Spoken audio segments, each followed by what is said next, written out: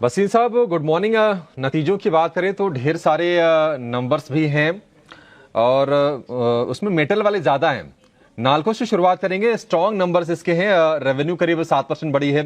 मुनाफे की बात करें तो मुनाफा डबल हुआ है और मार्जिन करीब 7-8% इंप्रूव कर लिया है नालको ने। कैसा लग रहा है सर आपको काउंटर ये? नहीं, नैल्को तो हमारा टॉप पिक रहा है। 85, 90, 120, 140 आपके यहाँ ध्यान है। 195 टू 100 पे हमने कुछ प्रॉफिट भी बुक कराया, बट नैल्को के नंबर्स बहुत शानदार। देखिए ये नैल्को एनएमडीसी, ये तो जमीन से जो चीज निकालते हैं वो और कहीं वर्ल्ड में है ही नहीं, तो इनका तो प्रॉफिट बढ़ना ही है। और अब जो सिनर्जीज आ गई हैं, जहां चाइना कम बैक और कमोडिटीज में तेजी आई है।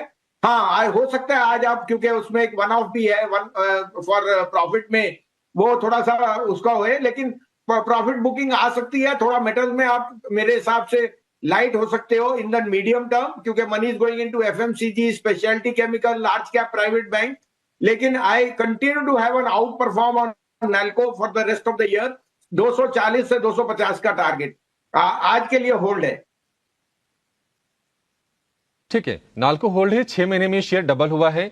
वसीम साहब आपने जीएमडीसी का भी जिक्र किया, नतीजे उसके भी आए हैं। हालांकि इस शेयर ने बहुत ज्यादा परफॉर्म करके पिछले 6 महीने में देखेंगे तो दिया नहीं है, लेकिन नंबर स्ट्रांग है। जीएमडीसी रेवेन्यू 33% बढ़ी है। मुनाफे की बात करें तो 77% का उछाल है और मार्जिन में भी एक्सपेंशन ठीक ठाक है। जीएमडीसी, क्या इस पर भी सिमिलर व्यू है आपका?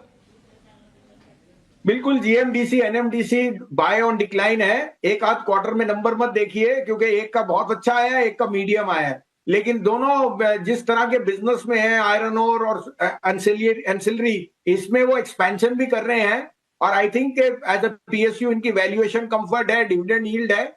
आई would recommend buy on decline. आयन डिक्लाइंस कुछ और शेयर से फटाफट उस पर व्यू लेते हैं।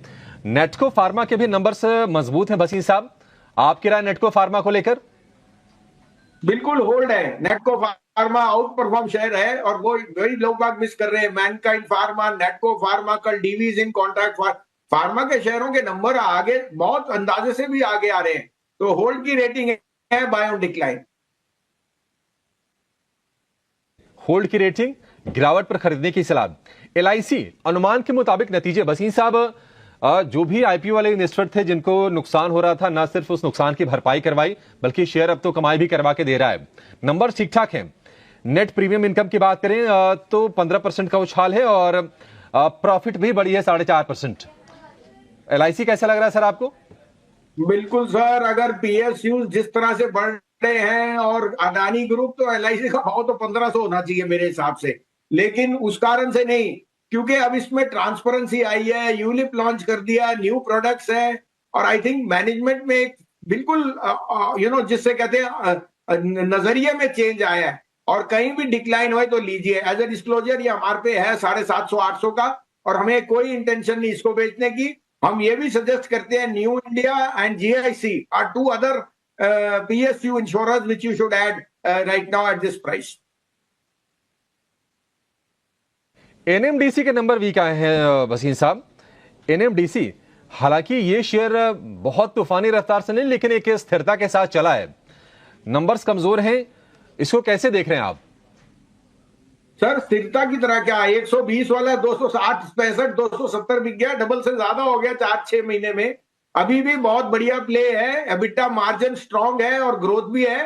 वन ऑफ हो सकता है because of power cost and so on, but add on decline है ये अभी आज आज अगर आपको वीकनेस मिले लीजिए। एनएमडीसी, जीएमडीसी, नैल्को, ये सब लॉन्गर टर्म प्ले है। अभी थोड़ा सेक्टोरल चेंज हो रहा है, तो हो सकता है थोड़े दिन के लिए आउट ऑफ फ्लेवर रहे, लेकिन you have to add these on decline.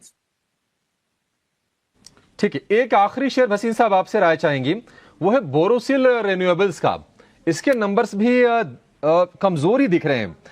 Margin भी गिरा है, प्रॉफिट पर भी बड़ा हिट है और प्रॉफिट क्या बल्कि नुकसान में ही है। अब तो ये घाटा इसको हो रहा है और रेवेन्यू में करीब 8-9% के आसपास ही कमी है। बोरोसिल रिन्यूएबल, इस पर आपका व्यू सर? सर मेरा व्यू है, इससे आप प्रॉफिट बुक कीजिए और एसडब्ल्यू सोलर लीजिए। एसडब्ल्यू सोलर 725, 750 का भाव है। वहां मेरा 1100 रुपए का टारगेट है। SW सोलर में जो अंडरलाइंग ग्रोथ है, बिजनेस ऑर्डर्स है, वायबिलिटी ऑफ ऑर्डर बुक है और जो मार्जिन एक्सपेंशन है plus debt free, I think Sterling Wilson is headed to 1100। Bhasin साहब, बहुत शुक्रिया आपका समय देने के लिए और अपने शेयर बताने के साथ साथ नतीजों पर भी विस्तार से, बिल्कुल बारीकी से, बिल्कुल बेबाक अपनी राय रखने के लिए। Thank you so much sir. चलिए